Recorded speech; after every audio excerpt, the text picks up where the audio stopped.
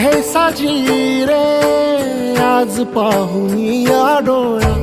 जन्म अवघाची झाला सुखाचा सोहळा, घेऊन कृपाळू करकटेवारी, चैतन्य सावळे उभे विटेवारी, आज माहेरासी आलो आम्ही आनंदे नालो, निघता निघेना पाय माया सांग करू काय, नको लोटू दूर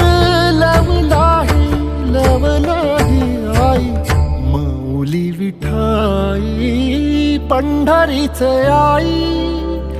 गोडी तुझ्या नामाची जराही